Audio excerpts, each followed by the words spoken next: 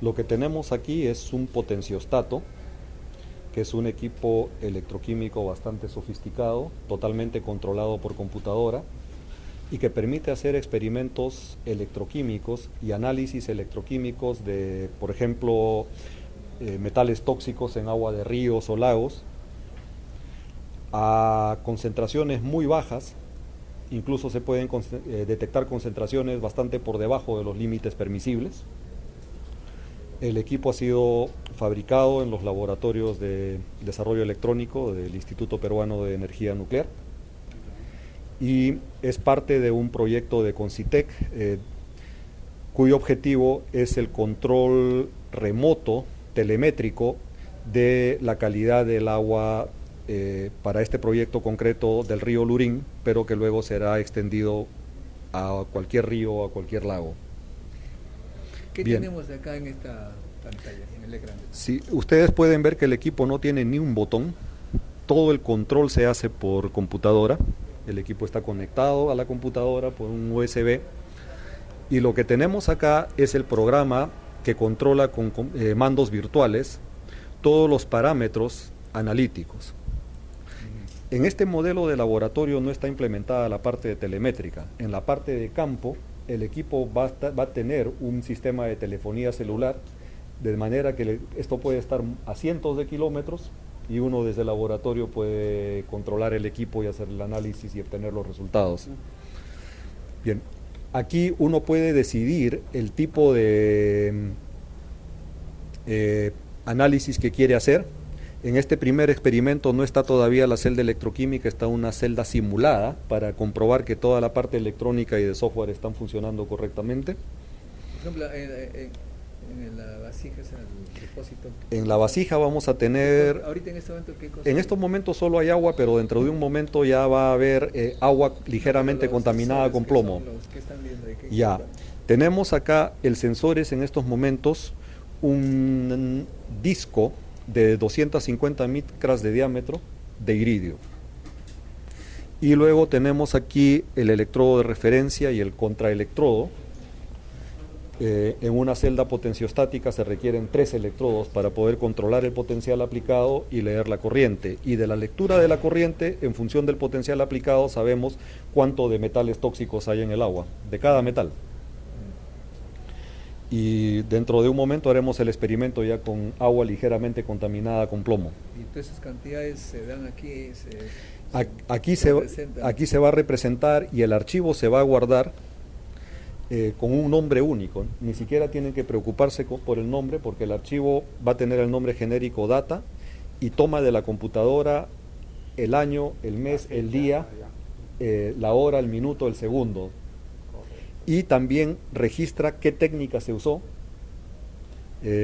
stripping, voltametría directa o cíclica, y qué tipo de señal de excitación se usó, onda cuadrada, pulso, rampa en escalera, de tal manera que toda esa información ya no la tienen que llenar en un cuaderno, va a estar en el archivo y el archivo tiene nombre único. Cuando damos la orden de inicio, empieza a actuar el motor vibrador, que tiene la función de reducir el espesor de la doble capa eléctrica entre el electrodo y la solución, y eso aumenta la sensibilidad, órdenes de magnitud. Luego que termina ese proceso, un primer proceso de limpieza, entonces empieza la adquisición de la señal analítica. Esa señal se va registrando en la memoria de la computadora,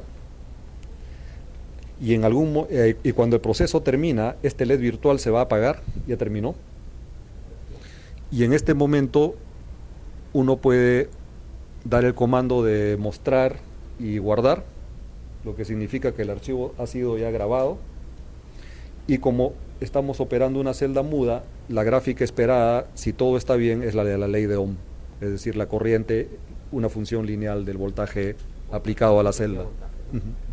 Sí, está bien. Sí, ya, y quizá agitar un poco con una bagueta porque la vibración no va a ser tan intensa como para homogeneizar todo eso. Se puede operar sobre un agitador magnético más adelante, Se ¿no? puede operar sobre un agitador magnético. En el río, la propia corriente del río va a cumplir esa función. Claro. Como de esto, los señores...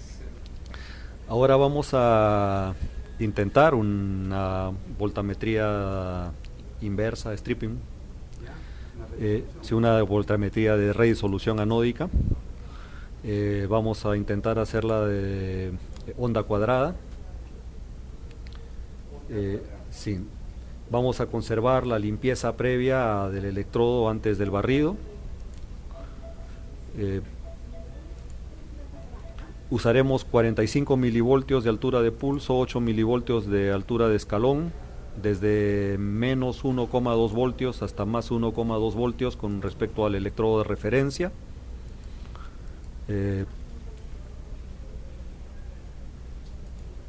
Y bueno, vamos a empezar el proceso en este momento.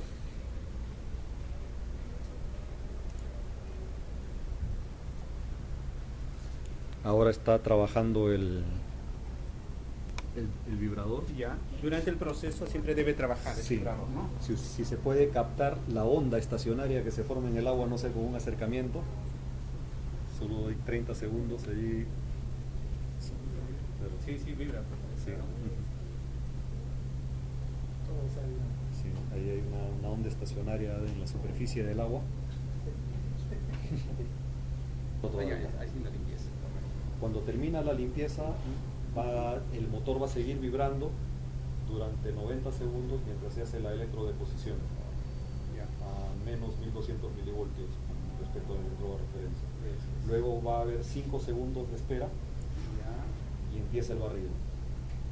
Y como es onda cuadrada, para cada escalón de potencial, para cada pulso se toman dos lecturas, para un pulso hacia arriba, para un pulso hacia abajo. Y en este momento van a salir las dos curvas. Las dos curvas. Sí. Va a salir tanto la curva de los pulsos anódicos como de los pulsos catódicos. Luego lo podemos hacer en el modo analítico. Cuando ponemos modo analítico, ya no salen las dos curvas, solo sale el pico ya que es la diferencia. Claro, el pico que es de las dos señales. Aquí van a salir dos picos en realidad. Bien, solamente es cuestión de esperar, son 30 segundos de limpieza, 90 segundos de preelectrólisis, 5 segundos de reposo, algunos segundos de barrido y luego veremos lo que obtuvimos. Ahora todo eso se puede cambiar. Veamos qué es lo que hemos obtenido. Todavía la sensibilidad me parece que es muy baja, veo un poco de ruido. Bueno, acá tenemos el módulo del potenciostato, que es básicamente un sistema controlado digitalmente y con una placa, una tarjeta electrónica, que tiene toda la circuitería necesaria para controlar los potenciales que van en la celda y a la vez medir el potencial sobre el electrodo de trabajo. Entonces vamos a ver internamente rápido, porque esto es todo hecho, fabricado acá en los laboratorios del Centro Nuclear del IPEN.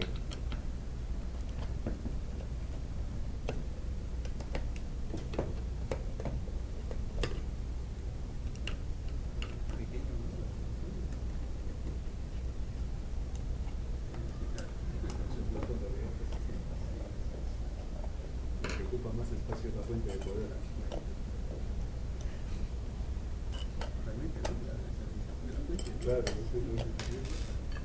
Bien, acá tenemos el sistema electrónico. Como dice Eduardo, lo que ocupa más espacio son los conectores y la fuente de poder, que tiene un transformador ahí de 220 a más o menos 9 voltios, y esta es la fuente de alimentación. Esta es la tarjeta del potenciostato, que ha sido desarrollada de acuerdo a los requerimientos que nos da justamente el usuario, que es el que realiza los experimentos en química y nos dice cuáles son los voltajes, cuál es la resolución, con qué velocidad se tienen que adquirir los datos. Y finalmente toda la tarjeta electrónica es controlada con una tarjeta arrollado en el laboratorio. Como pueden ver, es una tarjeta que tiene dispositivos de montaje de superficie SMD, lo cual hace que pueda ser bastante pequeña y entonces se puede montar en un dispositivo bastante de volumen bastante corto, lo cual permite también que el nivel de ruido sea bajo. Esta tarjeta tiene dos convertidores análogo digital de 12 bits y dos convertidores digitales análogo también de 12 bits, lo cual permite hacer el control del potencial que va sobre la celda y permite hacer la lectura también de los mismos. Finalmente la tarjeta es controlada con una tarjeta genérica. Esta es una tarjeta genérica que se consigue acá, se conoce como Arduino, es un Arduino o un FreeDuino, que es una plataforma de desarrollo, que viene siendo, digamos, una plataforma que viene siendo desarrollada en Italia. Se conoce como plataforma Arduino y permite hacer desarrollos utilizando una interfase muy simple, un lenguaje muy parecido al C, directamente a la computadora. Se puede grabar directamente acá el programa, que en realidad hay un programa de control que no se ve en la computadora, pero que está grabado acá, que es el que se encarga de comunicarse con el programa de control, que es el que se ve aquí, ¿no? Esta es una tarjeta muy simple que se consigue acá, es una tarjeta genérica de aplicaciones, lo cual nos permite construir aplicaciones interfazadas a una PC vía puerto USB de una manera bastante sencilla. Y la electrónica analógica, que es quizás la parte más crítica del desarrollo, sí se hace íntegramente acá, de acuerdo a las especificaciones que nos da el usuario en este caso, ¿no? Bueno, y básicamente es eso. ¿En qué año hiciste tu ingeniería electrónica? ¿Te acuerdas? Bueno, yo terminé en el año 95 la carrera de ingeniería electrónica en la Universidad Ricardo Palma. Luego